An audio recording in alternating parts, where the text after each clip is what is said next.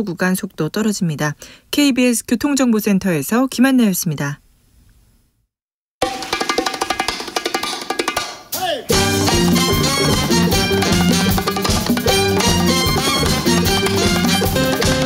지금 우리가 꼭 알아야 할 뉴스, 평범하지 않게 선입견 버리고 분석해드리겠습니다. 사건의 지평선. 사건의 지평선 이슈팀장 김한 한겨레 기자, 어서 오세요. 안녕하세요. 법조팀장 손정혜 변호사, 어서 오세요. 안녕하세요, 손정혜입니다. 두 분 잘 계세요? 열심히 살고 있습니다. 네, 뭐 잘 지내고 있습니다. 황사도 잘 이겨내고 있습니다. 너무 열심히 하지 마세요. 파이팅. 네. 자, 변호사님 최근에 뭐 열심히 안 하는 변호사 이런 사건도 있고 그래가지고 권경혜 변호사 사건도 있고 그래서 뭐 많은 생각 드실 텐데 이 논란은 어떻게 보셨습니까? 권경혜 변호사뿐만 아니라 사실은 이게 변호사 가실 소송이라고 보통 이야기하는데 다른 변호사님들 사건들도 계속 보도가 올라오고 있더라고요. 예전에는 이런 소식 거의 없었어요. 네, 그냥 전문직임 어떤 예를 들면 의사가 뭐 의료사고를 내거나 그런 사건보다는 변호사 가실로 소송이 졌다는 게 인과관계 입증이 굉장히 어려워서 그렇죠. 그러니까 이거 가지고 소송하시는 분들도 별로 없었고 이거를 이제 언론에 다루는 것도 굉장히 어려운 측면이 있었는데 이 권경혜 변호사 사건은 사실은 변호사들이 가장 아찔한 것, 불변 기간 꼭 지켜야 되는데 안 지키면 뭐 대법관 할애비가 와도 안 바꿔주는 기간들이 있거든요.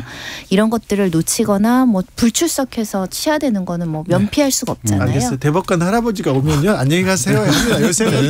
요새는 뭐 검사다 변호사 출신이다 이런 거 안 통해요. 근데 저는 긍정적인 면도 있다고 봅니다. 이 사건 하나만으로 보면 굉장히 안타깝고 특히 이제 피해자들한테는 송구한 사건이긴 한데 이 일로 그동안 성실하지 못했던 변호사들이 거론이 되면서 이제 일반 의뢰인들 입장에서 변호사한테만 맡기면 안 되겠구나. 변호사가 알아서 할게요라는 말을 만연히 믿는 의뢰인들이 꽤 있거든요. 제가 전문가니까 저만 믿고 그냥 가만히 계세요라고 하는 변호사 사무실 제가 가지 말라 그러거든요. 그러면 안 돼요. 네, 근데 그런 것들을 이제 알아가시는 것 같고 그런 불성실한 사람들은 재판길에 오지도 말라고 하거든요. 그렇죠. 근데 저는 취한대신 오시면은 본인 사건이니까 판사한테 얼굴도 보여주시고 관심을 표명하시면 도움이 되죠. 와서 혹시 이렇게 말실수만 하지 않으면 내 사건인데.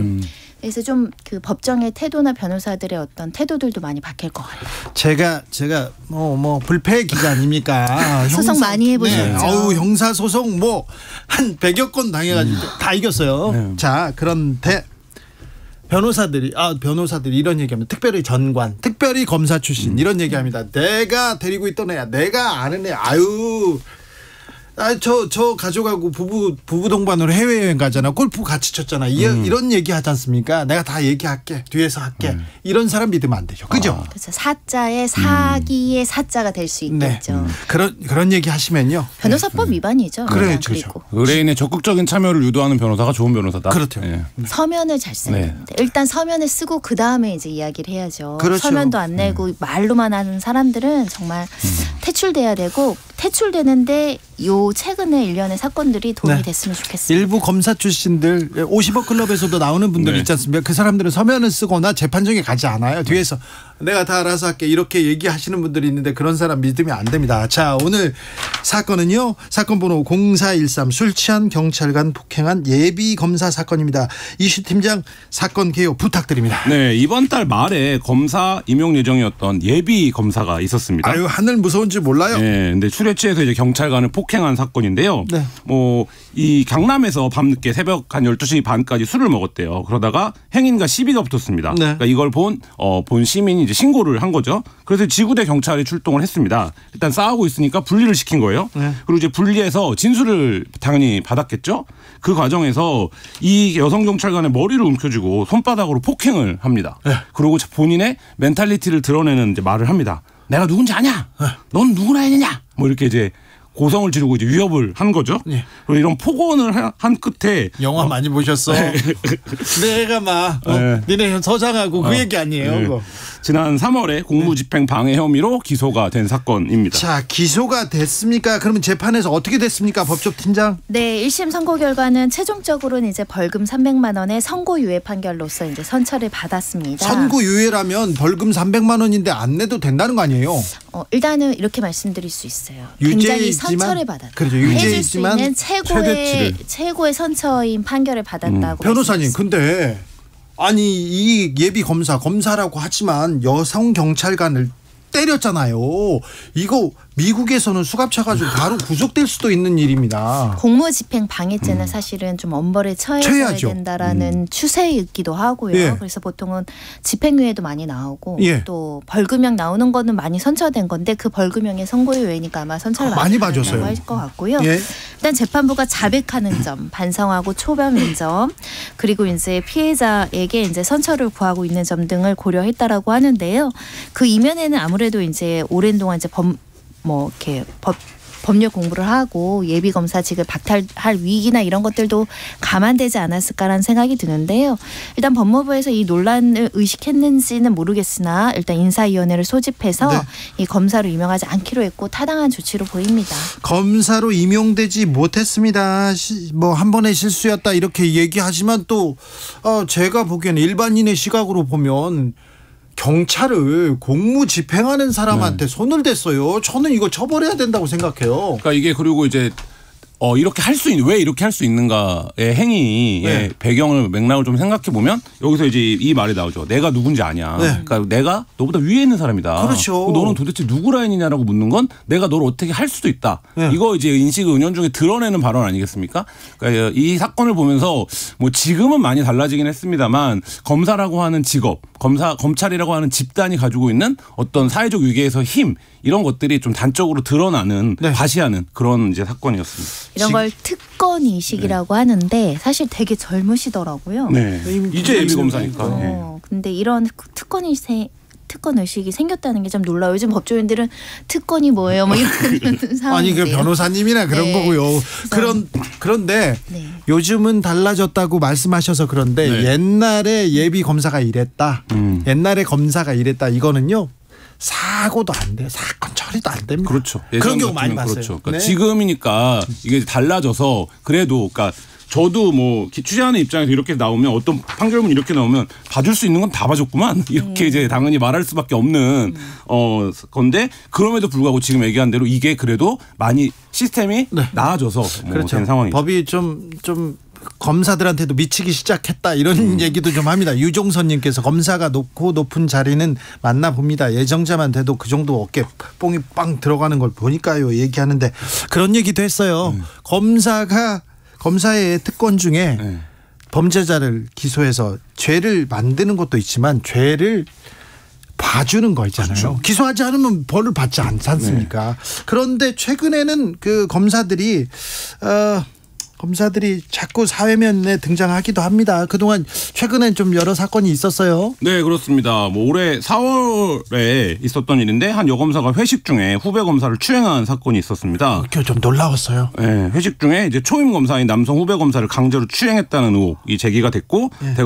대검이 진상조사에 착수를 했는데 뭐 지방검찰청 소속 검사인데 평검사 인사이동을 앞두고 회식 자리에서 뭐 껴안고 우리 집에 가자 뭐 이런 발언을 했다는 거예요. 근데 이제 이게 보통 이제 남자 선배, 남자 상사가 많이 했죠. 그런 사건들은 굉장히 많았는데 이 사건은 이제 여자 상사가 남자 후배한테 이제 그랬던 사건이고 아직도 그런데 검사들은 이렇게 회식 열심히 하더라고요. 아직도 룸사롱에서 회식하는 검사들 압니다. 제가 어느 직업의 어느 분지도 아는데 거기까지는 얘기하지 않겠습니다. 네. 그런데 좀 변호사님 왜 그럴까요? 일단 이게 검사 조직도 굉장히 폐쇄적인 데다가 가불관계, 위계 질서가 굉장히 많고 아까 말씀드린 특권 의식이 있잖아요. 사실은 검사가 가지고 있는 권한은 지대합니다. 그 조직 내에서는 사실은 법원을 오면 이제 검사가 이제 변호사와 대등한 위치에서 어떤 판단을 받지만 일단 기소 단계까지는 검사가 진짜 왕이죠. 그러다 보니까 이제 일단 변호사들도 그 권위가 있어야 들어갈 때마다 조아리고 들어가고 모든 검사 앞에는 조아리는 사람들만 있습니다. 한마디로 말씀드리면 거기에서 잘못된 선민의식이나 권위의식이나 특권의식이 생길 수 있어요. 맞아요. 그래서 제가 검찰청 들어갈 때마다 어깨가 이렇게 되죠. 검찰청 제가 처음에 기자 초년병 시절에 끌려갔는데 저 검사가 어떻게 조서를 써주느냐에 따라서 저의 죄가 어떻게 될까 이걸 계속 고민하게 되는 거예요. 그래서 공손해질 수밖에 없고 어떻게라도 조금 더 잘 보이려고 노력하는 게 너무 자존심 상해서 제가 몇 달 동안 고민하고 몇 달 동안 자존심 상했어요. 그 다음부터는 제가 이제 바꿉니다. 검사한테 조아리지 않는 사람도 하나 더 봐야 된다 해가지고 그때부터는 제가 항상 찢어진 청바지를 입고 가서 다리를 꼬고 싸웠습니다. 네, 싸우자마자 항상 우리 의뢰인이었으면 혼냈을 거예요. 그래서 변호사하고 많이 싸웠어요. 네. 그게 쉽지 않죠. 저도 검찰 조사 2번 받아봤는데 기사 때문에 처음에 갔을 때 기억이 의자에 이제 앞에 앉아 있잖아요. 근데 아무 말도 안 시키고 그냥 둡니다. 그리고 서류를 보는 것처럼 하니까 뭐라고 말하기도 그렇고 분위기도 무겁고. 그게 작전이에요. 네, 그렇죠. 그러니까 그 상태에서 완전히 누가 지금 키를 쥐고 있는가를 보여주고 했는데 막상 문답을 시작하면 사건을 잘 몰라요. 그렇죠. 공부도 안 했고. 네, 뭐 그런 일이 있었습니다. 그런 경우 있어요. 네. 전 도지사였는데요. 전 도지사가 뇌물수뢰 혐의로 경찰청에 끌려왔습니다. 어유 도지사님 오셨어요? 그래 잠시만요 하고 검사가 가요. 네. 그런데 점심시간이 지난 거예요. 식사하세요. 아유 아직까지 계셨어요? 그리고 또 갑니다. 그날 저녁에도 아이고 도지사님 잠시만 계세요. 그리고 또 갑니다. 다음 날 도지사가 다시 검찰에 와서 검사님 제가 잘못했으니 주소 받아주세요. 그것도 작전이었어요. 네, 그런 여러 작전이었습니다. 그런데 아무튼 성추행 얘기는 계속 나옵니다. 성추행 그리고 막 피의자를 불러다가 성추행이 아닌 성폭행한 그런 사건도 있었죠. 뭐 기자를 성추행한 사건도 있었고요. 수사관을 성추행한 사건도 있었고. 근데 이제 이 사건들의 특징이 뭐냐면 대부분 회식 자리에서 일어나고 그다음 위기에 의한 경우가 많습니다. 그게 일부 검사들 얘기입니다. 일부 법조인 얘기입니다. 자, 지금 사회면에 나오는 그런 사람이 또 어디에 나왔습니까? 일단은 아까 말씀드린 사건 하나 소개해드리면요. 관악구 소재 한 주점에서 회식을 하다가 이제 여성 수사관의 어깨, 손, 신체 부위를 만진 혐의, 강제추행 혐의죠. 네. 이 사건 기소됐습니다. 그리고 법무부에서 검사 징계위원회도 열었고요.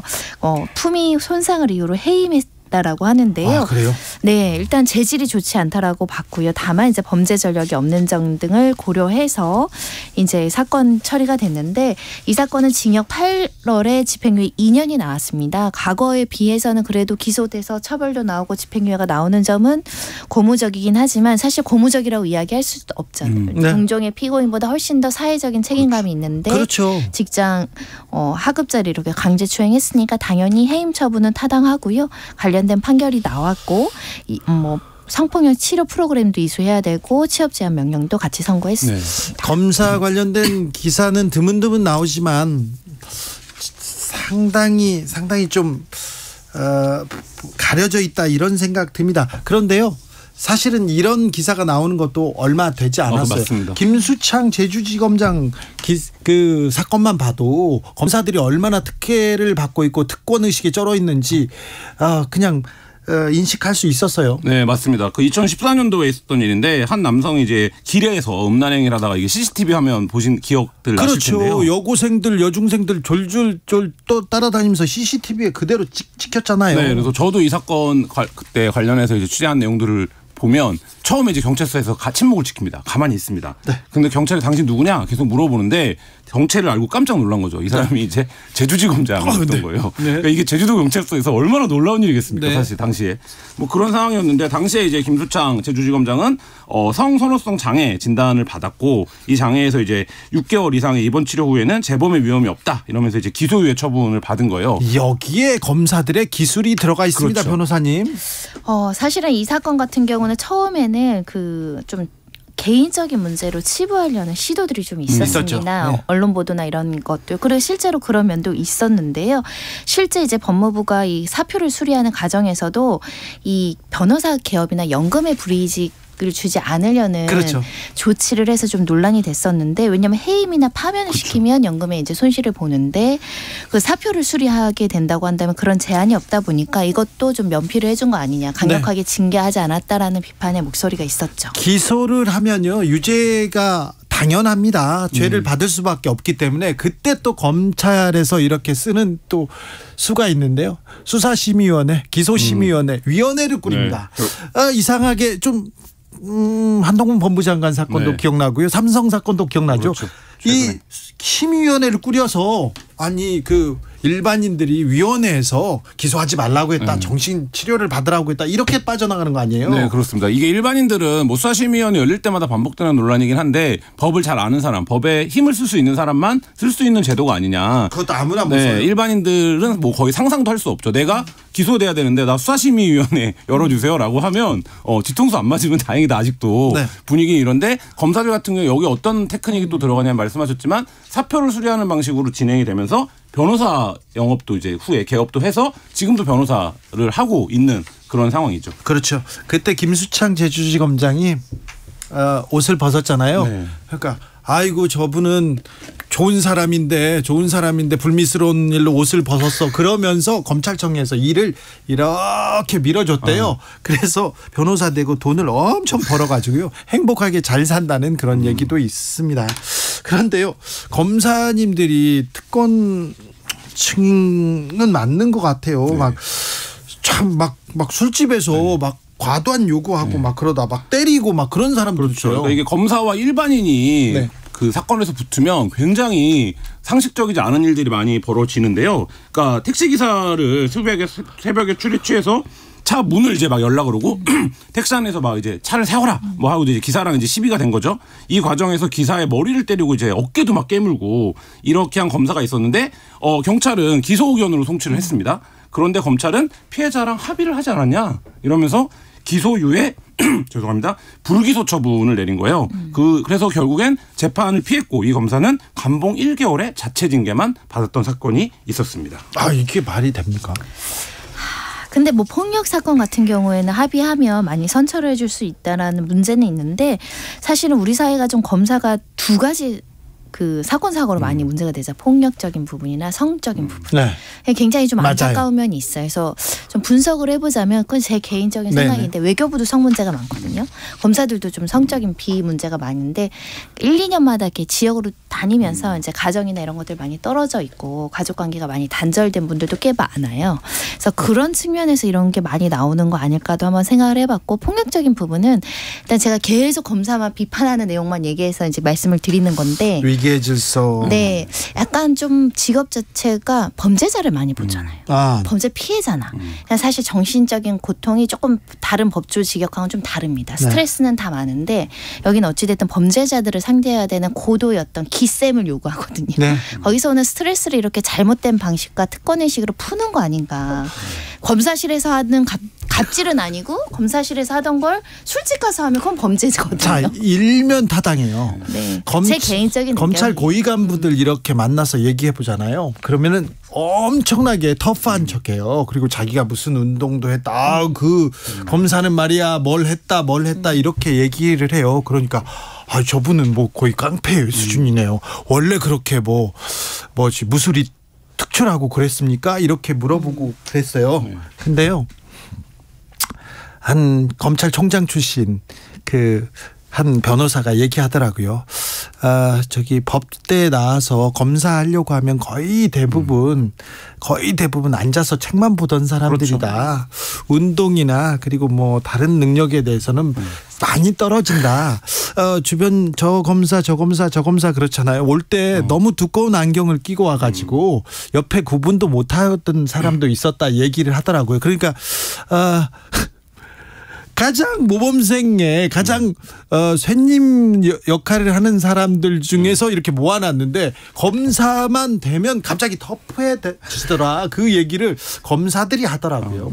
그 부당거래 영화 부당거래 보시면 주양검사 내가 그 얘기를 합니다. 그렇죠. 내가 겁이 많아서 검사가 된 사람이야 이 사람아 이런 얘기를 여러 번 하는데 그게 이제 뭐 이런 측면이 있는 것 같아요. 그러니까 검사 집단이 계속적으로 사회적 무리와 범죄를 일으키는데 그 집단이 왜 그런 거냐, 그 집단이 이러이러한 특성이 있어서 범죄를 저지를 수도 있는 거 아니냐라는 것 자체를 듣는 집단이 검사 집단밖에 없습니다. 이 얘기는 무슨 얘기냐면 검사 집단이 가장 그만큼 사회적으로 힘이 센 집단이다. 그렇기 때문에 범죄를 저질러도 그 범죄가 그 집단의 특성에 이런 게 있어라는 거를 오히려 이해해주는 측면, 이해해주려고 하는 측면, 뭐 이런 것도 있는 거죠. 우리가 어떻게든 이해를 해보고 싶다는 거죠. 같이 변호사 시험, 사법 시험을 봤는데 왜 이럴까? 왜 이럴까? 그러니까 우리가 그리고 검찰이 문제 삼지 않으면 죄가 되지 않아. 그렇죠. 살인도 우리는 봐줄 수 있어. 이런 생각이 조금 있는 것 같아요. 다 그렇지는 않지만 그래서 아까 변호사님이 말했듯이 성범죄 그리고 폭력 범죄. 생각해 보면 그렇게 제가 기자 생활하면서 들었던 말 중에 굉장히 인상적이어서 기억하고 있는 말 중에 하나가 어떤 사건이 있었는데 한참 법조를 오래 했던 선배가 이거 누가 이길 것 같아? 라고 물어서 저는 이제 그때 나름 소신을 갖고 얘기했는데 아니 검사가 이길걸? 이러는 거예요. 그래서 왜 검사가 이기냐고 했더니 다 이거 안 되면 다른 거라도 해서 결국엔 기소해서 범죄자로 만들 거야. 라고 얘기를 해서 결국엔 범죄자로 만들 수 있는 집단의 힘 그거를 이제 늘 생각을 가끔 하는데 검사 집단이 그런 권력을 갖고 있었던 집단이었죠. 2,000명 정도밖에 되지 않는 집단인데 사실 대한민국에서 차지하는 위치는 굉장히 엄청나죠. 지금 최근에는 왜 이렇게 또 검사들이 많이 보여요? 다방면에 네. 국립암센터에도 나오셨어요. 지금 네. 서울대병원에도 있다가. 네. 그래서 검사들은 항상 좀 겸손한 마음을 가져야 되는데 구조 자체가 이렇게 겸손함보다는 좀 과시가 더 필요한 집단이 되다 보니 가끔은 어떨 때는 검사님들이 쫙 도열해 있으면은 좀 무서울 때 있죠. 네. 일부 검사 얘기합니다. 일탈한 검사 그리고 범죄 이렇게 사회면에 나왔던 검사 얘기였습니다. 검사들한테는 좀 더 저희들은 가혹하게 비판하겠습니다. 네. 이해해 주세요. 자, 오늘 사건의 지평선 김한, 손정혜 두 분과 함께했습니다. 감사합니다. 네, 감사합니다. 검사들 잘하면 칭찬해 줄게요. 네.